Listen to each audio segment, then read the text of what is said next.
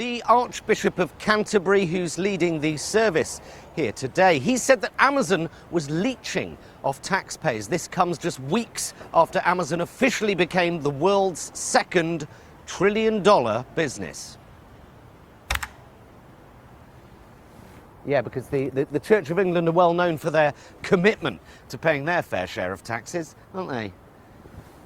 These companies, they have more political clout than politicians do. If money equals power, $1 trillion. Is this not one of the most burning injustices of our time? Governments can't make them pay taxes. That's how powerful they are.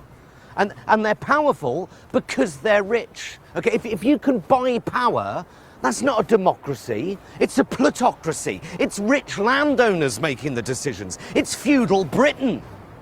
The power that Amazon has, how is that possible? It's where I get my ink cartridges from. $1 trillion. It's possibly one of the most immoral business structures on the planet. And we all know it. They pay their workforce the Western world's nearest equivalent to slave wages. And yet we all still use it. Oh, it's just the way of the world, isn't it? It's like bottled water, an environmental disaster that we're all complicit in, but you know, I just don't like water out of the tap. Do you know what I mean? Wonga, a business designed to sell unnecessary debt to the very people who can't afford to be in any more debt. What sort of a business model is that? Good fucking riddance.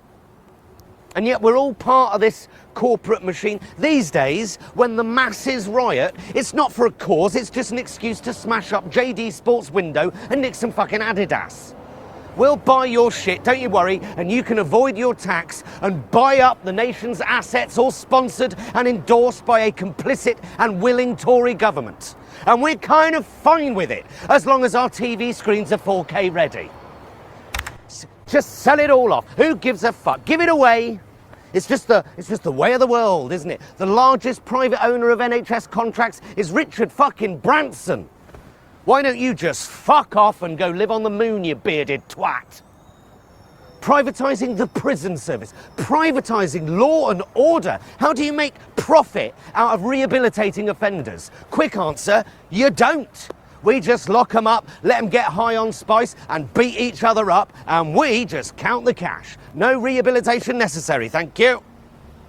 Private firms are told that if they exceed their deportation targets, the government will give them huge bonuses, incentivising throwing people out of the country. Many of them British citizens, but not to worry, just the brown ones. And they can always appeal when they're safely back in war-torn bongo land. Politics and corporate greed, they go hand in hand. It's just the way of the world, isn't it? And we buy into it all. Love a Starbucks. Love a £5 for a pint of warm, intensively farmed cow hormone liquid in a non-recyclable paper cup, please.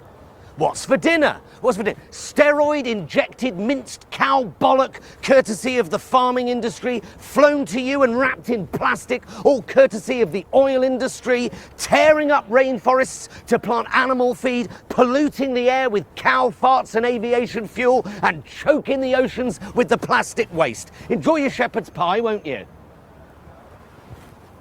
What was I talking about? What was Amazon? Right, Amazon, yes. Cheap ink cartridges, but I won't use them for anything else. And it's a godsend at Christmas, isn't it? And was sound all right for that last one, Tim? Do I need to do another?